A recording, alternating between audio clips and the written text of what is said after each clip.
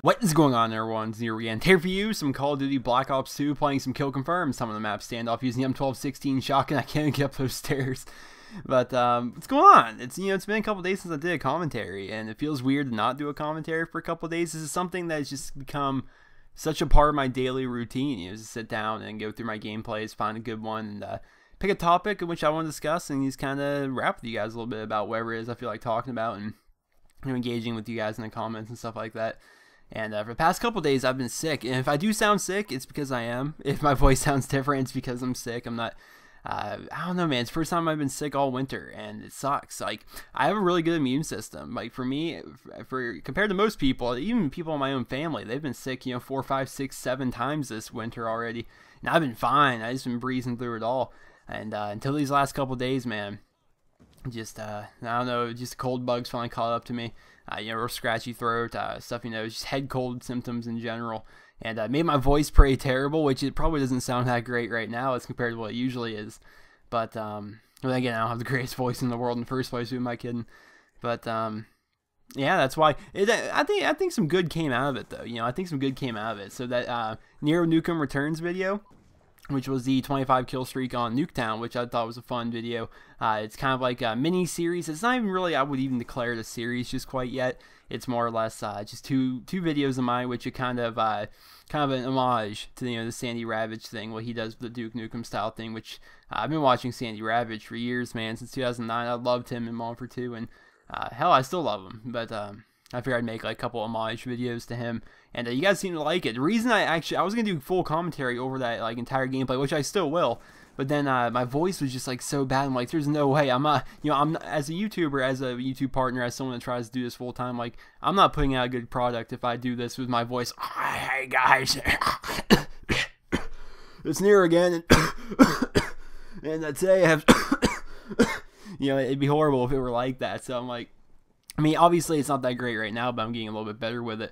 So I decided, what else can I do with this? And that whole Nero Nukem Returns video came out, and I think it turned out well. I didn't get a video out yesterday because I didn't have a video I could make that wouldn't involve commentary. And I'm like, all right, well, I guess we're gonna have to go a day without. The Undead Nightmare video still came out, which those come out every day. Those are all pre-recorded. If anyone's aware of how a Let's Play works, is you'll sit down for a 2-hour session or so, and then you record yourself for about 2 hours, and then you break it up into increments of how long you want the episodes to be. And for me, I take good care. When I do my Let's Plays, especially of the Undead Nightmare, I try to cut out dead space. On the Undead Nightmare and Red Dead Redemption, you'll be riding your horse along from point A to point B, and there will be a good 5-minute lapse of time from point A to point B, and unless something interesting happens within that time, I just crop that out for you guys and save you guys the time, so I'm not just sitting there trying to fill dead space with small chat, or small talk rather. I just try and put out the best product I can as possible, and those are all pre-recorded. That's why I don't sound as sick in those videos. I sound just fine because I wasn't sick when I recorded it. So, yeah, that's basically the update. It's basically what's been going on with NerosCinema as of the past couple of days or so. But I actually want to talk a little bit more about this gameplay here I got on Standoff. So, it's Kill Confirm match, and Kill Confirm's becoming one of my more favorite game modes here in Black Ops 2 as of late. Typically, I've been a domination player. Typically, a domination, maybe even a ground war kind of player, and I like ground war. Now, there's kind of a debate on YouTube whether or not ground war gameplay counts as good gameplay, oh, the noob's playing ground war and all that. And the reason I like ground war, the reason I've always liked ground war is there's just more action. The fact that there's 3 extra players on the other team at any given time as compared to a normal 6v6 lobby, that's more than enough for me to enjoy the game mode over a standard 6v6. But as of late, man, I don't know why, I've just, ground war, the connection just for me, I don't know if my internet's been, I'll admit my internet's been pretty bad lately, and I'm having some horrible issues in ground war. And as of late, I've been playing more or less Kill Confirmed, maybe some 6v6 domination, game modes like that, and I'm really digging it. I'm digging the whole 6v6 Kill Confirmed because one benefit, and look, this guy wasn't even aiming at the time, takes me right out. But one of the benefits of playing 6v6 is you get to play maps that you wouldn't play in ground war, and vice versa. Maps that you may not play that much in 6v6 are maps you get to play a lot in ground war. And for example, here, Standoff is a map that you will not play in ground war. The people over at Treyarch, they did not decide this map was big enough to actually be implemented into ground war. I figured it would just be too chaotic for a 9v9 environment. Therefore, it's only available in 6v6. So a map like this, I get to play. A map like Slums, I get to play when I play, regular 6v6 kill confirmed as compared to ground war. And I like that aspect. I really like the aspect of it. And look at the pistol whip in here. And one of the things I've been doing lately to entertain myself with Call of Duty is shotgunning. I mean, you guys have been seeing, I've been talking about a lot, is just shotguns in general, how much I love the shotguns, and I've got all of them up to gold right now.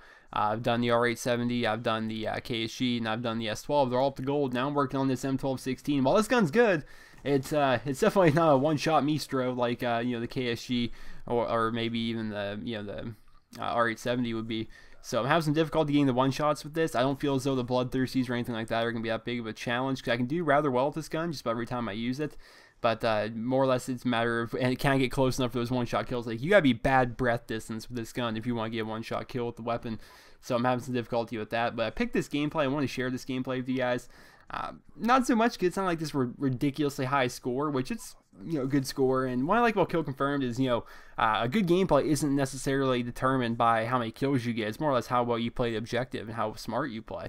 And that's one of the things I like about shotguns is you have to play really smart when you play with them. You can't just go Rambo out like you go with a submachine gun and have the ability and have the confidence within yourself that you can take anybody out any given range.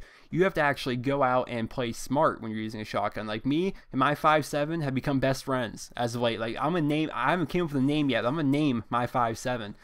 Because that 5.7, I realize it's an inanimate object within a video game. That me and that thing have become best friends. Because that thing has gotten me out of so many jams while I'm using these shotguns as of late. You'll be seeing right here. Check this out. I'm gonna duck behind cover, pop back out, pull out the 5.7, take him out, and take out his buddy, man. When you're using a shotgun, you kind of like you have the advantage of a close range powerhouse. Like you have a shotgun. It's pretty tough to be a shotgun when you're within the effective range of that shotgun. But the problem is you need to get yourself within that effective range. Therefore, I got my 5.7. If it comes, push comes to shove, those guys are a longer distance away. I'll pull out the 5.7. I'm comfortable with my pistol whipping skills, like right there, be able to take these guys out, those intermediate to longer ranges. Because 5.7, man, 20 round mag, it doesn't, or I guess it's a clip, but it doesn't kick. The gun itself is just phenomenally amazing. I love the gun. And it gets me out of a lot of sticky situations. You'll be seeing, I'm sure you have seen already enough throughout this gameplay, enough evidence to point as to, I love the 5.7, man. And it's the only pistol, believe it or not, it's the only pistol I've really experimented with here in Black Ops 2. When the game first was released, a lot of people would actually run around with 6 perks and only the Raffica, or B23R it's called. And look, good spawn. Good spawn. I kill him, he spawns right there. He must have been using tac inserts. At least I hope he was using tac inserts. But people who run around with only the B23R, I've seen people run around with only the TAC-45 or maybe the Executioner, mainly because they're trying to get cambos for the guns. And I'm in that same boat in a sense. I only used the 5.7, one because it was the first pistol I tried out and I really liked it, and I didn't really see a need to differentiate from that. I didn't see a need to move away from that. I like the 5.7; it's a good pistol, so I kept on using it. And after a while, I found myself getting a bunch of headshots. Actually, tonight I just passed a 75 headshot marker. Like, I think I've got 600 kills with the gun itself, the pistol itself, which is a lot for a pistol, especially for someone that doesn't run around with the thing using it as a primary. I use it solely as a secondary, and half my classes don't even use a secondary. But I have 600 kills with it. I just got up to 75 headshots, which is definitely an indicator that I don't quite go for headshots with my guns, or at least with the 5.7. I'm hoping to get it up to gold, though. I'm really hoping to get the pistol up to gold. I feel as though a golden pistol would be a pretty neat thing for me. I realize a lot of people already have gold pistols, and there's a couple people on my friends list already that have diamond on every gun already. I'm like, wow, how's that? Man, that's just, well, I guess to each his own, but I feel as though I'd burn out in this game a lot faster if I had good diamond for everything. I only have diamond for the submachine gun still. I'm getting close in the assault rifles, but I quickly lose the motivation to use the assault rifles just because I feel as though for my play style and for the map layouts and the way I play and the way I play the objectives, just submachine guns and shotguns are the way to go, man. Assault rifles are more for a sit-back conservative play style. But final score 33-4, 30 captures, or 30 confirms, I guess it's called. But I hope you guys will enjoy this gameplay and commentary. Sorry if my voice turned you off this video because I am sick, but it's been 2 days without a commentary. That need to end. Hope you guys all enjoyed the video. Please remember to leave a rating where you guys feel the video deserves. Hope you guys all have a wonderful day.